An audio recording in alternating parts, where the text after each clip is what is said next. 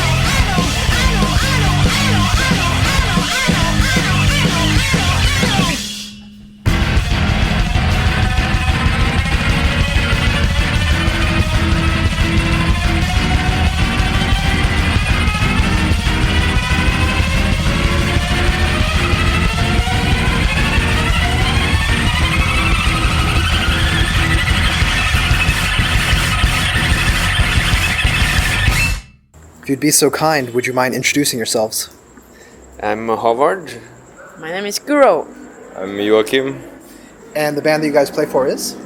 It's Moe. Moe, which is also your name. Yeah, that's true. So right now we are downstairs from Rumah Api on a Friday night where you guys are playing a show. And from what you told me, this is not your first time playing Malaysia. When was the last time you played here? We did a tour together with the Singaporean band The Observatory. That was 2014, a Southeast Asian tour. So then we came here, first time, was it June? Yeah, June 2014. And Mark set up the show. Yeah, Mark. In a shopping mall. I don't think it exists anymore now. It's torn down. I always forget the name of that place. Is it called Campbell Complex? No. Okay. Yeah, I can It was find them. demolished 2 years ago. Yeah. Okay. Appropriate for a noise band. Yeah. So I grew up listening to a lot of Norwegian bands, but for some reason I don't know Mo. So if you wouldn't mind, can you tell me a little bit about your background, the history of the band? The band. It came out as a necessary output from being improvisers, wanting to structure and channelize this energy from, and also spontaneity from improvised music into a harder and more direct expression. Was my background for doing it. Yeah. Yeah, since all of us, we kind of come from improvisation and jazz and all that stuff, but we grew up as with rock music and heavy metal and black metal and all that stuff. And this band is kind of just a mix of the whole thing. So the music is actually very structured, but for some people it sounds different in some way. I don't know why, but for us it's totally normal music. And I don't see why my mother don't like it. Or what's the Yeah, background? Sure, yeah. What your musical background was? Oh yeah, my musical background. I played in a marching band. And always wanted to play drums. And then I studied music and met these two guys. And then we started to play more.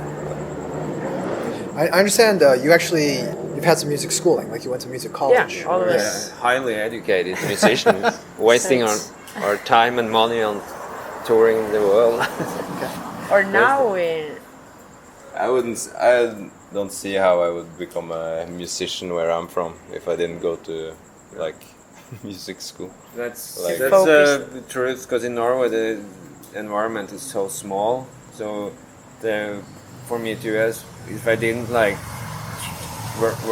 work hard on jazz and attend the jazz school, I couldn't get anywhere because the experimental music scene is so tiny.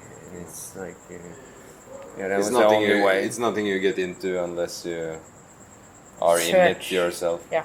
and then don't Explore. want to do the regular stupid shit and seek out the new or different expressions that's prominent in Oslo at least. So pardon my ignorance, because I have a few Coltrane albums and I have a few Miles Davis albums, but I don't know that much about jazz, and some John Zorn. How do you go from jazz and improvising to the kind of very heavy, very noisy stuff that you guys do? For me, through education, then it was listening to more and more free jazz was my way, and then I discovered these noise musicians. First the Norwegian ones, and then Japanese, like Lasse Marhaug was of crucial importance also because he introduced me to a lot of other noise musicians and music, and I got so... And also the festivals, it's like they started to put up Stephen O'Malley and all those people. So then you would check out their music and then you would go further and further into it. Yeah, because you just that's the thing. It doesn't stop. It just makes you seek out more and kind of. I don't know if it's more. It's not complex, but it's just you search for more and more energy, and then for me that was through some free jazz, noise, and then more heavier rock music because I didn't grow up with that kind of music which you were listening to when you grew up, which is kind of now that also of course influences our music bands like. But for me it's whether you listen to black metal or noise, it's so similar in some way. It's just slightly more chaotic when you go to really harsh noise, but black metal is kind of has the same sound ideal for, I think. And also we kind of saw this noise acts when it was alive. Now I feel it's completely dead in some way. The energy it had in the early 2000s, it was so much more strong than now. So now for me, I can just as It's much before the listen. internet almost. Yeah. Yeah, it's like 90s. It was the Yeah, big noise explosion sort of. But now it's like you find the mixes between like noise and then folk music. When stuff like that crash together, it starts to sound interesting, and you get more out of it. And that's also why we like to tour, like places where most European bands don't do, because we meet a lot of people who have different angles to But it's the music. same interest as we had when we first saw this kind of music, or like, at least for my part. Yeah. Like, I thought something was really interesting, and like if you go to a concert now in Oslo, nobody thinks anything is interesting. So it's like stupid.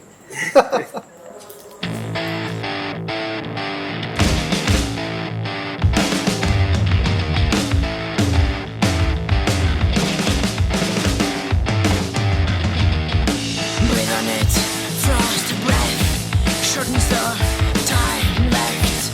Breathe on it, frost breath shortens the time left.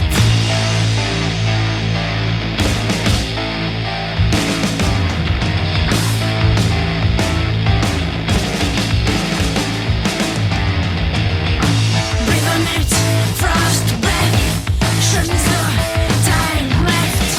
Breathe on it, frost breath shortens the time left.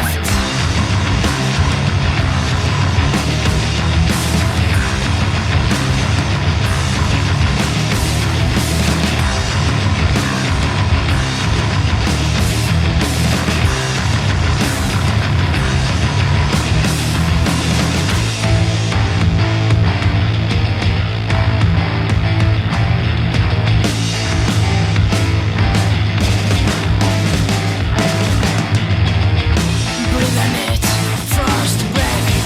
Show me the time left. Breathe on it, frost breath. Show me the time left. Breathe on it, frost breath. Show me the time left. Breathe on it, frost breath. Show me the time left. Words collide, kept apart warning. We will all go down and disappear. Disappear on fine.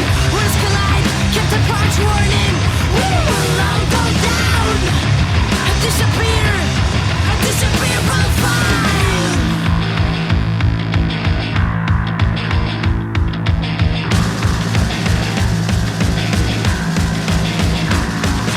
World of obedience, kneels to shatter talk, to envy, sinking greed. Gray of trusting and gray of embracing life. Stars collide, kept apart warning. We will all go down. Naive I try, hurts my. We will all go down. Disappear on fine. We will all go down. Disappear on fine. Great of trusting, embracing life. Great of trusting, embracing life. Great of naive I try. Hurts my shoulder, hurts my shoulder. Obedience, I want so much to fly. I want you.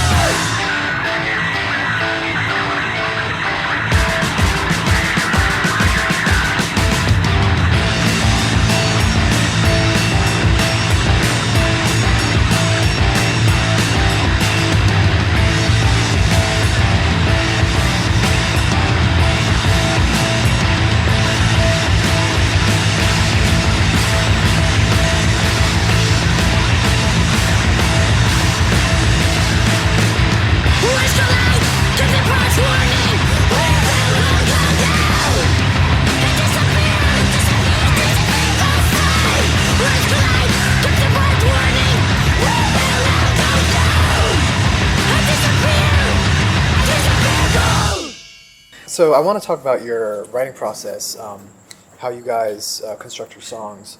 Coming from an improvised background, I'm assuming and correct me if I'm wrong, that you start off with jams. Is that fair, or? Yeah, we try just about anything now. The Yeah. latest song we're working on now, we just like opened up Reaper and started almost recording something, and then just like Had to put it like a puzzle. yeah. And then, So we like, try ly- just about anything now. I think Uh-huh. sometimes some songs you had like ready, and we just Yeah. have to jump on it, and Yeah. sometimes you just have So you one have riff, and we just struggle with it riff for or a 3 drum years, pattern. and then all of a sudden one day it like snaps. Oh, there it is. And some are taking 3 years to finish, some are ready. Third rehearsal. Yeah. So there's no like answer. You I- just have to search for your sounds and then I guess also now be we patient. need more. Yeah, like I'm patient now to hear what you're. Sorry to interrupt your sentence. I meant. Like we did music for a silent movie, a Mexican silent movie from 27. 27, both in Norway and then also in Mexico on our tour there now November. What was the name of the movie? El Puño de Hierro. It's like the Iron Fist, the English translation. It's a very metal title. Yeah, it's sure. really metal. So then there we opened up, or we always have this improvisation, and also on tours, sometimes we for 2 days, like here, with the first day we do improvised or solo or with other musicians, and then the second day it's our band. Yeah, but then the naturalness of the more improvised version of ourselves into our also concert. In the shows now, the most of the improvisation just happen when something strange. We do a mistake or break a string or destroy something, and then we have to improvise. That's easy. We don't just like take out the plug and like say sorry. It's like not gonna happen. We have 30 or 40 minutes available, and we're gonna play no matter how much stuff we break or whatever happens. Do you break a lot of stuff? I've never seen you guys play, Yes, so I don't know. the Guinness, unofficial Guinness record of changing the Yeah. guitars. Okay. 22 seconds. So every time I break the bass string, I'm also like thinking, oh, she's so fast, he's so fast. Yeah. But I'm, Yeah, you break a lot of bass strings, and I never seen anyone do that. and you before. break some drums, but then you accidentally find out that it has another drum in the back of the room, and then suddenly in the middle of the concert you just walk and go get another drum, Yeah. or put the drum towards the wall because the carpet is not there. And The drums are sliding. You see bands like doing like this. Well, move the drums down. Keep playing. Pardon me if this is a dumb question, but how do you know if a song is done? Sometimes you don't know, and then also from I really enjoy, and it's a necessary part of how a song becomes done to play it live, like to tour with it. So usually we have songs almost ready, which we kind of prepare during the tour and play, and then also they change during. Yeah, I guess we rehearse songs, and then when we stop feeling dumb about what we do, then we start trying to play it on sound checks, because that's kind of the next level, because we have to know it works on the stage. And so it just grows and grows, I guess. And some we still keep changing, because then now it's like, but this actually doesn't work as good as it could, so we kind of, what if you just do like this or this, yeah. Do your songs tend to change a lot as you play them live? Not like drastically, but Usually lyric-wise, sounds better and better. Yeah. And then That's and lyric-wise, I also, they don't know, because it's very difficult to listen to the vocals and for the audience as well. But I really use the live, playing them live to like really, okay, this is the lyric. I need the live experience to kind of actually fulfill, the lyric. At what point do the lyrics come in? It depends. Sometimes it's the first thing. Sometimes it's they have to deal with shitty vocal for some months, and I'm like, sorry, I know, because what do you mean by shitty? Because I just have a text and I don't want to have the melody. It has to come. It has to come to me, and then it's very stupid, and then oh yeah, of course, it's like this tone down there, and then so some are kind of as it is spoken, but it's not, and so you think it's spoken, but I really have a great idea. Sometimes me and him say, "Well, you should sing a melody instead." Yeah. There's no melody in that Yeah. song. Okay, and then he goes back home and Sometimes then he sings the melody many times, Yeah. and then it's right for us, Yeah. and then just changes it. And Yeah. And then it's like, what the fuck happened with that melody? Like, It was you've been building some Yeah. drum part for exactly that melody, and then it just goes away, and you just feel stupid. like really like, what am I doing this? If Yeah. you Yeah. And stop then I doing say, that. well, it's not so important. Of course, it's important. Yeah. No, but it's just try and failure and then try again and then fail and then just try even more. It's like no real answer to how it's made, I guess. So maybe that's why we sometimes like to improvise as well, because it's like you just one chance and then you move on. We change the sound check every night. So sound check. I meant the set list. Okay. That's another thing than So sound then check. it will definitely be more nerve. Yeah. You play the same set list for 30 days. It's like Yeah, you go It's home just and like a just want routine. But then Yeah. also it makes us, we know kind of all our songs, all our repertoire, Yeah, which and is And there's How many bigger songs is it? chance to fuck up when you every night have to like really make a plan of how to but then get I to think, the next and song. sometimes because then I make it, and then all right, sometimes I have to have the like you to see, and then you say no, not this and this, and then I But mostly like it's really hard for me to Yeah. tune that song. to make it a good set. But then and sometimes it works so good, and sometimes it's actually not so good. But then so many parameters like as to what really or how, with how we listen and but I like the struggle though. Yeah, when yeah. You see, oh shit, this is difficult to make it work. Yeah. And Does that approach keep the music fresh for you? Sure. I think it does. like for a tour, Then you, yeah.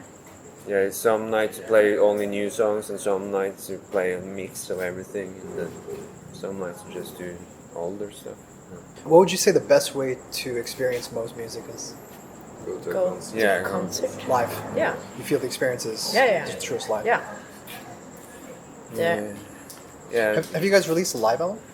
No, never. Never. But then Maybe our that's a good idea. three. Our live is right around the corner. Yeah. On the. We did record 2 new albums in Mexico, but there's not live. No. But our 3 first albums are more or less live, as in we recorded everything live, almost all the vocals as well. So But it's a different thing to go to a show, so I think that's why we play a lot of shows as well, because we can't afford like all the publicists to like push our music everywhere, and it's cheaper for us to just go on tour and play more for people fun. and then sell the records directly Yeah. for them, and then we Yeah, can and enjoy here- really good food and nice weather Yeah. in other parts of the world. In Norway, people say, "Wow, how can you do that?" And I'm just thinking, how can you spend like 200,000 on this record and 150 is on promo only? Yeah. It's like, it doesn't add up to me. When you play live, who do you end up playing with or touring with? Because like tonight, because there aren't a lot of bands like Moe in Malaysia, so the set built tonight is mostly doom metal bands.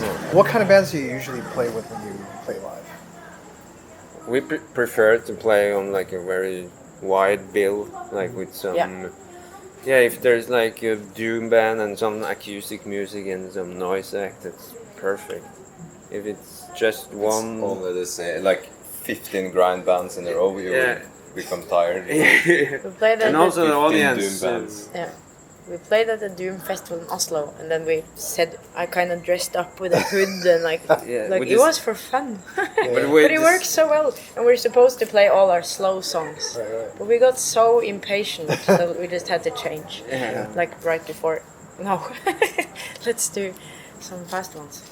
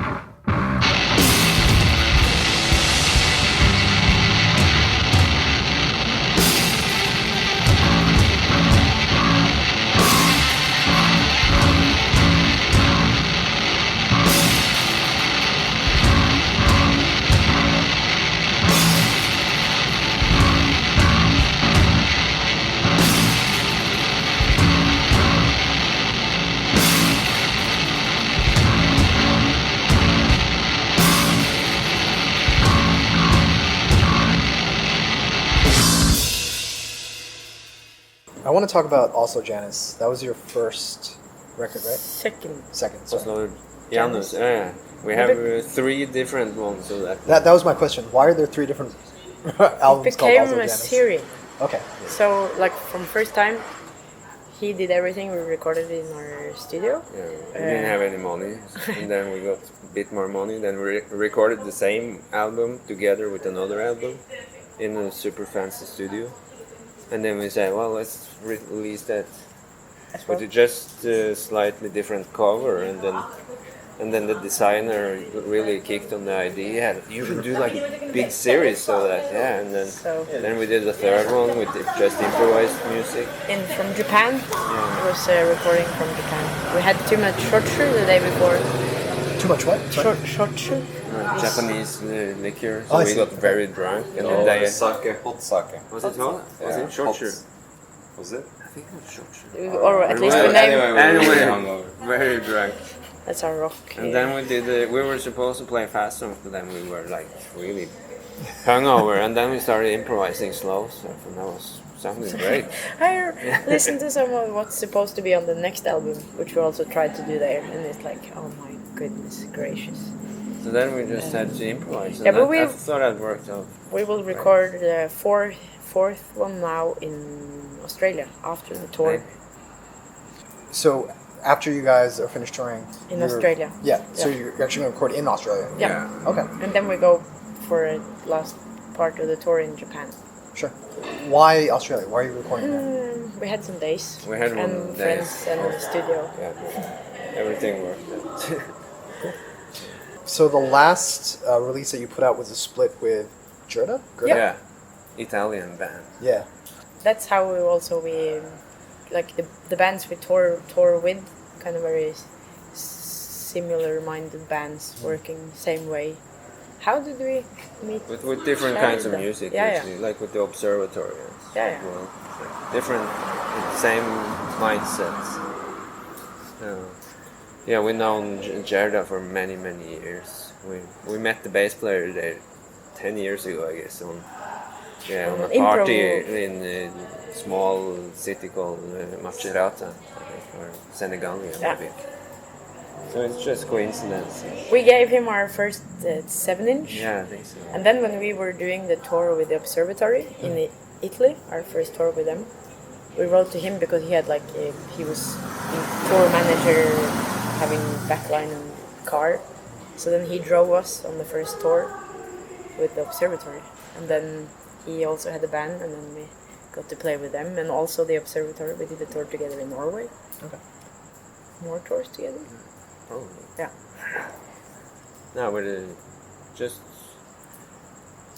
been working with the bands And with friends. Yeah. So the split was called Karaoke, and you guys covered one of their songs, and they covered one of your songs. Yeah. Yeah. They actually recorded a song and sent to us and said, "Hey, we recorded your song," and then we were, "Fuck, oh shit, how can we do that?" They sing in Italian. It's like really hard, and then it took like 1.5 years until we kind of dared to follow up, I guess.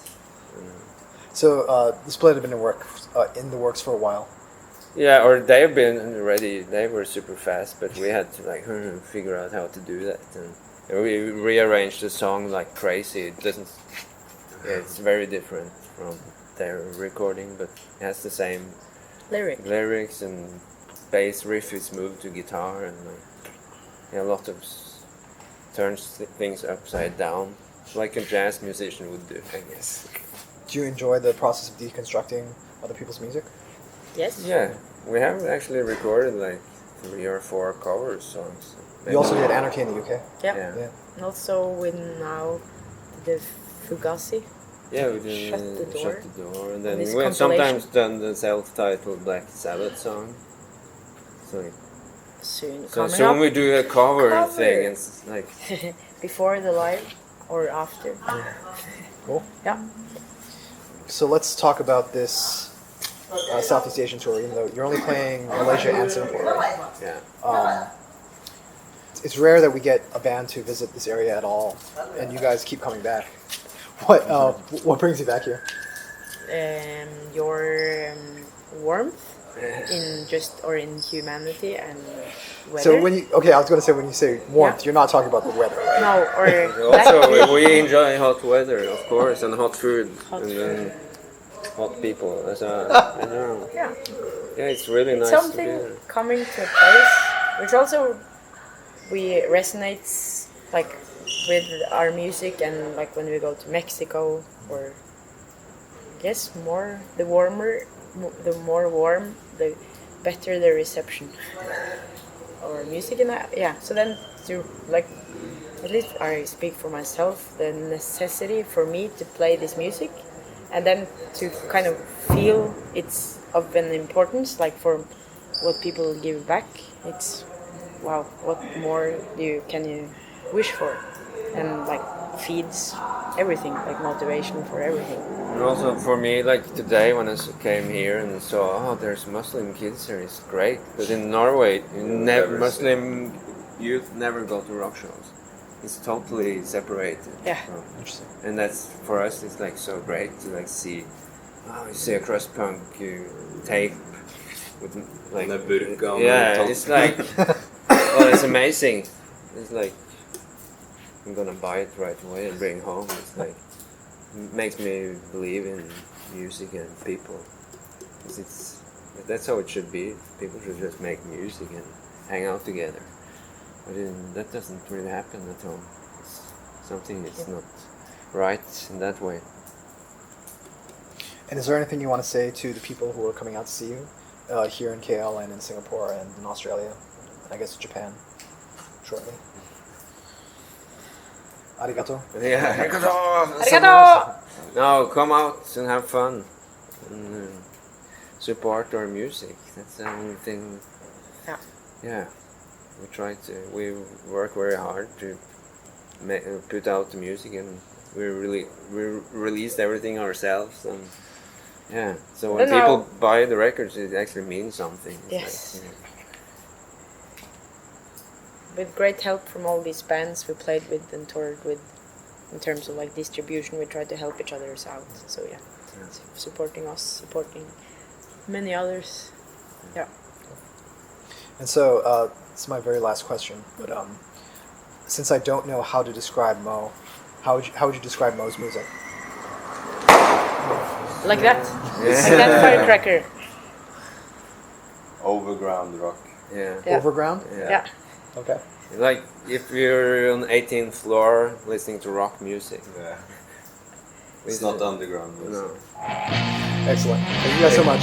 Thank you. Talk some UK. I don't know if that works in Norwegian.